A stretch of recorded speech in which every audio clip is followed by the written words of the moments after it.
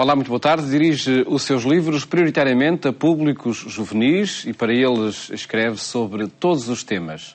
No seu mais recente livro, Os Irmãos de Matilde, Maria Teresa Maia Gonzalez aborda a temática da doença e da morte e explicará daqui a pouco, neste programa, como trata estes temas com os mais novos. Antes mostramos-lhe acontecimentos que marcam a atualidade religiosa.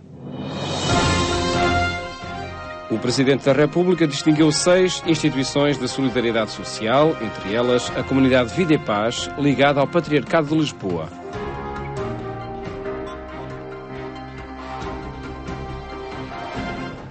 A iniciativa de Aníbal Cavaco Silva teve como objetivo reconhecer e destacar o trabalho que as instituições solidárias têm realizado no meio da sociedade, sobretudo em tempo de crise.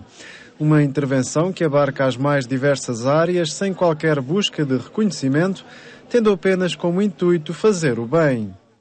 Os tempos difíceis que muitos portugueses atravessam puseram em maior evidência o trabalho notável, quase sempre discreto e silencioso, de um grande número de instituições sociais.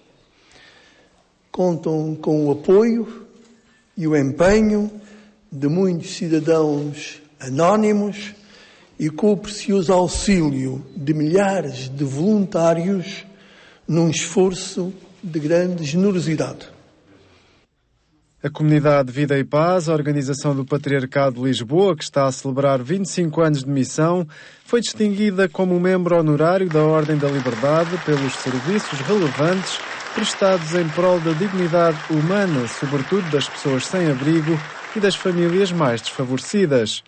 Uma oportunidade para afirmar a importância das instituições sociais trabalharem cada vez mais em parceria com o Estado e a sociedade civil.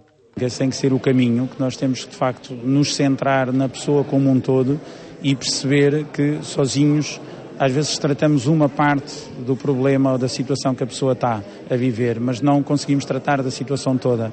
E, portanto, temos que olhar uns para os outros, ver os recursos que temos, as capacidades que temos, as potencialidades que temos e pô-las e focarmos-nos nessa pessoa como um todo e cada um responder com aquilo que tem, para que, de facto, essa pessoa possa voltar a viver normalmente.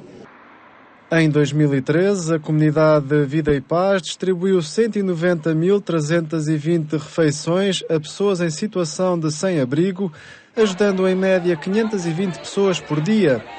A instituição conta ainda com 220 camas, quer em centros de internamento, quer em comunidades terapêuticas de inserção para pessoas que caíram em problemas como a toxicodependência ou o alcoolismo. A Associação CAIS, a Associação Portuguesa de Deficientes, a Casa dos Rapazes, a Liga Portuguesa contra a SIDA e os Serviços de Assistência Organizações de Maria foram as outras instituições distinguidas por Aníbal Cavaco Silva com a condição de membros honorários da Ordem de Mérito.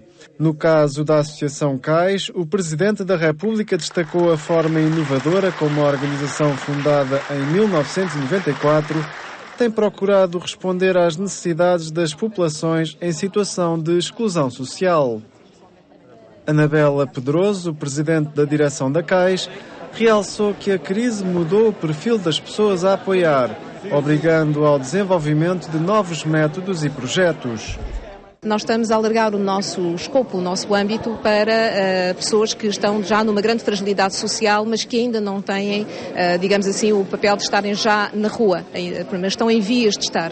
E é para esses também que nós estamos a avançar com projetos considero bastante inovadores, para criar capacitação para rapidamente ou encontrarem emprego e encontrarmos oportunidades, como aliás tem sido um dos grandes projetos que nós estamos neste momento a avançar até com empresas mecenas da CAIS, ou por outro lado encontrar a sua própria forma de criar emprego. 6 instituições de solidariedade distinguidas pelo Presidente da República, uma forma de Aníbal Cavaco Silva demonstrar que o país está atento e não esquece o esforço que as instituições sociais estão a fazer. O Governo vai avançar com o Fundo de Inovação Social. A medida foi anunciada no encerramento do Congresso da União das Misericórdias Portuguesas.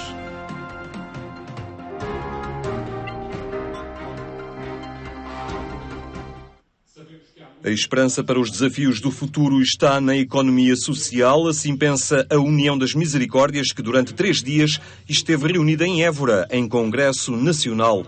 Dias para tomar pulso ao trabalho solidário que as Misericórdias levam a cabo e que, nestes tempos de crise, não para nem fica refém dos apoios do Estado.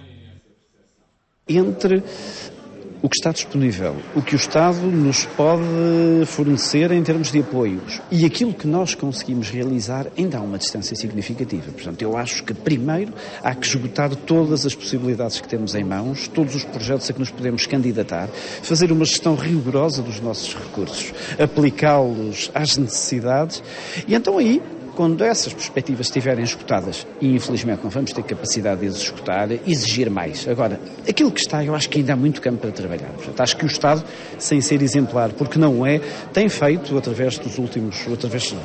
sobretudo dos últimos governos, tem tido uma preocupação grande de gerir os poucos recursos que na realidade existem. Mas eles existem e conseguimos fazer coisas. O que se percebe é que o Estado não pode ser o dono da solidariedade e deve cada vez mais assumir-se como parceiro das instituições que estão no terreno, até porque se percebe a incapacidade do Estado continuar a assegurar os apoios sociais nos moldes tradicionais. O Estado Social, tal como existe, irá acabar. É a minha opinião, é a minha posição. Vai deixar de ser o Estado a oferecer tanto quanto oferece ou a financiar tantas situações de desproteção como hoje. Eu considero que o Estado Social, ao longo das décadas anteriores, caiu em vários exageros. Em todos os domínios em que houve apoios, houve pessoas com rendimentos altos ou médio-altos que foram tratadas, e ainda são, em alguns casos, da mesma maneira do que as pessoas que precisam, de facto, do apoio do Estado. Não se pode continuar a dar a quem tem acesso a outras formas de rendimento, mesmo em situações de dificuldade, o mesmo tratamento que é concedido a quem não tem por onde se virar e a quem recorrer. As Misericórdias assumem-se como parceiras na ação social do Estado, mas reclamam deste uma maior definição de intenções no que diz respeito às políticas sociais. E porque para o ano vai haver eleições legislativas, parece-me fazer todo sentido que quem quer que aspire a constituir governo se pronuncie antes sobre as matérias que têm a ver com as políticas sociais e com o setor solidário.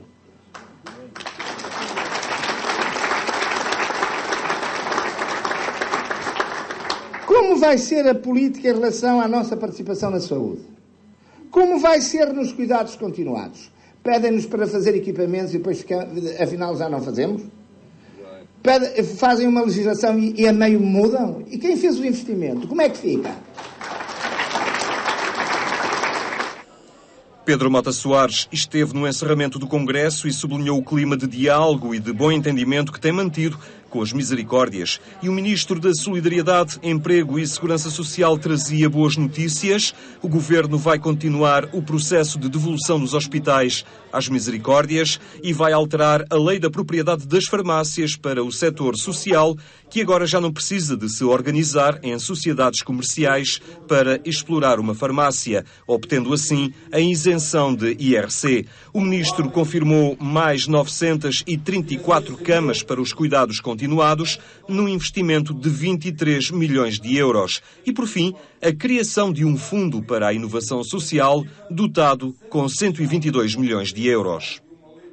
Ao contrário do que acontece noutros setores da economia, no setor da economia social, a geração de postos de trabalho é uma geração de postos de trabalho que ficam sempre em Portugal. Este setor, em tempos de dificuldade, é um setor que não se deslocaliza, não passa para outras latitudes e isso é fundamental também do ponto de vista da criação de emprego. Nesse sentido, ter uma aposta clara, estratégica na dimensão da inovação social, para nós é muito importante e queremos conseguir um conjunto de fundos comunitários para alavancarmos muitos projetos em Portugal.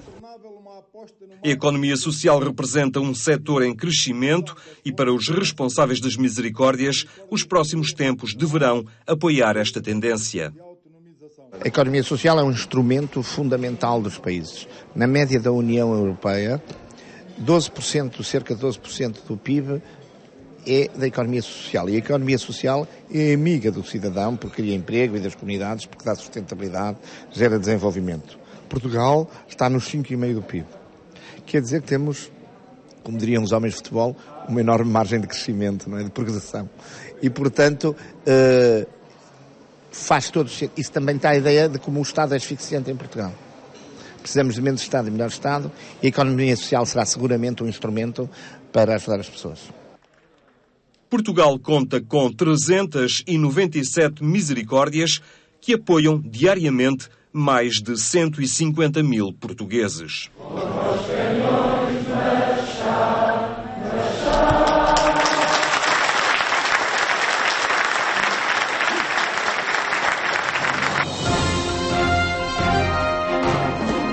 Caminhar, edificar e confessar. Estas as vertentes do plano trienal do Corpo Nacional de Escutas que foi apresentado no Conselho Nacional Plenário que decorreu em Fátima. Nos próximos 3 anos, a ação educativa do escutismo católico português vai reforçar a sua identidade cristã, propondo um itinerário de crescimento na fé, uma proposta educativa que se inspira na primeira homilia pronunciada pelo Papa Francisco após a sua eleição. Ele referia que nós deveríamos fazer caminho, edificar a sua igreja e confessar Cristo ressuscitado. E foram esses temas que nós escolhemos para este triênio. O plano foi apresentado no Conselho Nacional Plenário do Corpo Nacional de Escutas, que se realizou em Fátima. A dimensão espiritual dá unidade a todo este plano trienal.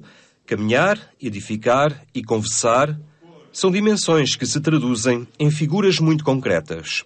No primeiro ano será com Abraão, o pai dos crentes, aquele que na história da salvação, na história bíblica, marca o início da história da fé, no fundo, e da história do povo de Deus. O segundo ano, junto à palavra edificar, irá acompanhar-nos a figura de São Francisco de Assis, ele que na igreja de São Damião houve aquela voz que lhe diz: Francisco, reconstrói, reedifica a minha igreja. Ele começa por pôr lá os tijolos no sítio, mas depois compreende que aquilo que Deus lhe pede é outra coisa, reconstrói a comunidade, e lançou esse grande movimento que atravessou a história e que chega aos nossos dias de mudança, de reconstrução da igreja. E finalmente o terceiro ano, com a palavra confessar, a figura do beato Pier Giorgio Frassati, que é alguém muito próximo de nós. Ele viveu no início do século XX, no norte de Itália, em Turim, já por várias vezes tem sido proposto como modelo nas Jornadas Mundiais da Juventude,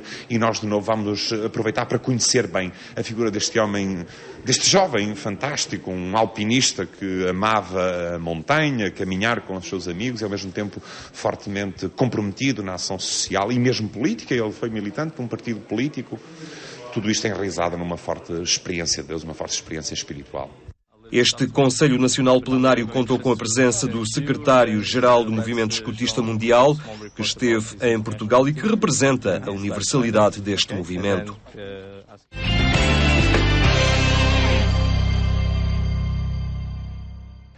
Notícias que encontra em permanente atualização em agência.eclésia.pt. Falamos agora sobre o mais recente livro de Maria Teresa Maia Gonzalez, Os Irmãos de Matilde. Antes de mais, cumprimento, Maria Teresa, muito boa tarde. Boa tarde. Obrigado por estar neste livro. Tratar da doença e da morte com públicos juvenis, como é que surgiu essa opção? Esta ideia surgiu a partir de um desafio que me foi lançado pelo meu grande amigo Frei Hermínio Araújo, que trabalha muito perto das pessoas que estão em cuidados paliativos e dos seus cuidadores. Aliás, ele pertence também à Associação Portuguesa de Cuidados Paliativos. E um dia disse-me que gostaria muito de ter um livro para pôr nas mãos de uma criança que se encontra nessa fase tão delicada e tão especial da sua vida. Eu confesso que logo de imediato achei que não seria capaz de o fazer. E demorei muito tempo até realmente ter esta ideia para Os Irmãos de Matilde. Finalmente consegui e estou feliz. De que forma, e tem de nos explicar de que forma é possível traduzir uma temática aparentemente tão distante de públicos mais novos como é a doença e a morte. Eu procuro precisamente ajudar as pessoas, as crianças e os jovens a combater o preconceito que há relativamente às questões que se prendem com a morte e também com a doença mental, neste caso em relação à morte, porque ela faz parte da vida, porque ela deve ser encarada como um processo natural. Nos Irmãos de Matilde, eu procuro celebrar a vida e procuro ajudar a criança a desenvolver a sua espiritualidade nessa fase tão importante. Não só a criança, mas aqueles que lhe estão mais próximos, os seus pais, os seus irmãos. O Frei Hermínio costuma dizer que é possível e desejável morrermos saudáveis. Parece um paradoxo risível, mas não é, porque o ser humano é um ser pluridimensional. Assim sendo, há que encarar também a sua dimensão espiritual, que é muitas vezes relegada não para segundo, mas para terceiro, quarto, quinto ou sexto plano. As pessoas dão prioridade às questões físicas e as crianças também, e os jovens também, porque é isso que veem os adultos fazer. No entanto, têm sede, como sabemos, têm sede do transcendente, têm sede do infinito. E se não tiveram antes, vão ter essa experiência, pelo menos, na proximidade da morte. Pelo que me apercebi, aqui conta-se uma história. Aí conta-se uma história. A história da Matilde é uma menina que foi adotada, tem uma família que a desejou muito. Aliás, como acontece com as crianças adotadas, essas são mesmo sempre desejadas. É uma menina de outra etnia, que é muito amada e acarinhada pela sua família, onde existe um irmão, uma irmã, ambos mais velhos, e os pais. A menina está, portanto, numa fase terminal da sua doença, que se pressupõe que é uma doença cancerosa. É uma criança que vive intensamente o seu dia-a-dia, com uma felicidade espantosa, porque é uma criança saudável nos aspectos psicoafetivo e espiritual. Embora esteja muito doente, ela tem uma saúde invejável nos outros domínios do ser. E então é ela própria que vai ajudando a família a encarar com naturalidade aquilo que se vai passar. E a não sofrer por antecipação. Que é realmente um problema que normalmente acontece. Esse sofrimento por antecipação. E de facto, depois surge aí assim um capelão extraordinário, que é um homem que se aproxima para ajudar a viver essa fase com alegria, com paz, com serenidade. É um livro muito marcado pelo espírito franciscano. Os Irmãos de Matilde não são só os irmãos dela, da família dela, no sentido biológico, nem do sentido da família de adoção, mas são também, como ela vem a descobrir, todos os elementos da natureza que Deus criou. Sem dúvida, enfim, e vamos deixar também alguma coisa para as pessoas verem na história. Mas estamos a adivinhar a mensagem que se quer traduzir. Perguntava-lhe, Maria Teresa, tratar destes temas com públicos mais novos torna-se fácil? Eles despertam para a necessidade de os abordar e os ter presentes também no itinerário de vida? Eu posso dizer-lhe que sim, com uma certa segurança. Eu sou convidada, graças a Deus, muitas vezes para ir às escolas ao longo do ano letivo, ao longo destes 25 anos de carreira que completo este ano. E as crianças e os jovens querem falar de assuntos sérios. De assuntos sérios. Normalmente os temas que me levantam, as questões que levantam, não são banais. Não é? Questões que se prendem com a sexualidade, com a família, com a espiritualidade. Perguntam muitas vezes sobre Deus, o que é que eu penso, como é que eu vejo Deus. Portanto, eles estão desejosos de falar desses assuntos e que lhes falem desses assuntos. E a Maria Teresa escreveu sobre muitos temas, desde a Lua de Joana, não é? Enfim, e muitos outros temas sobre a família, sobre a espiritualidade. A inclusão deste tema é também uma afirmação de que é preciso não esquecer esta dimensão da vida. Sem dúvida, sem dúvida. E acredito também no próprio percurso pessoal, sei que faz voluntariado nas Irmãs Hospitaleiras, portanto é um contacto que tem também com esta realidade da vida. É um contacto e é muito bom estar desperta de facto para esta realidade, para podermos também ajudar os outros e também para nós crescermos, não é? E combatermos esses medos que tantas vezes temos e que devem ser substituídos. Tratam-se de medos só? Trata-se sobretudo de medos e da ansiedade que esses medos geram, e que ela própria já é uma doença, não é? E de facto, quando aprendemos a confiar em Deus e a colocar tudo nas mãos de Deus, esses medos percebemos que já não têm a razão de existir. Quem quiser contactar com este livro e com a escritora, com Maria Teresa, estes dias da Feira do Livro são uma boa ocasião para isso. Estará por lá em sessões de autógrafos? Estarei por lá há alguns dias. Para esse livro estarei sobretudo no dia 13, da parte da tarde, nos stands da Babel. Porque o livro tem chancela Verbo, que é uma chancela da Babel. E também uma oportunidade para contactar com muitos outros livros que vai escrevendo, as suas temáticas. Agora, a prioridade delas, onde é que se observam? É precisamente no desenvolvimento da espiritualidade. Eu queria só pedir para me dar uma oportunidade de dar uma palavrinha sobre a ilustradora desse livro, a Catarina Correia Marques, que de facto eu acho que fez um trabalho notável pela sua sensibilidade. Ao longo de todo o livro encontramos essa outra narrativa que ela vai fazendo. E no fim esse livro tem uma surpresa. Podemos mostrá-la? Pode mostrar. É um pássaro que a criança que está doente poderá recortar ou pedir ajuda para recortar e ficará com uma lembrança da Matilde, porque depois vai montar esse pássaro. Esse pássaro, para mim, representa a própria Matilde naquilo que ela tem de leveza e de liberdade. É um simbolismo também que vai certificar a mensagem que quer fazer passar. E que foi a ideia da Catarina, ilustradora, sem dúvida. A mensagem que percorre todo o livro, creio que já o referiu também, que o Frei Hermínio que o desafiou, é ele que faz o prefácio. É ele que faz o prefácio, sim. Contextualizando também numa abordagem mais englobante que esta questão da doença e da morte exige, a partir da experiência dele, creio. Claro que sim, claro que sim. Que é a experiência de um ser muito virado para Deus e, portanto, que vive em pleno alegria. E transmite essa alegria. Não é? A alegria é algo que nós não podemos esconder, mesmo na doença. Maria Teresa Maia Gonçalves, parabéns por mais este livro. Muito obrigada. E que ele, consiga chegar a muito público para passar também essa mensagem da espiritualidade e da reconciliação com a dimensão da doença e da morte que todos nós percorremos. Muito obrigado por ter estado neste programa.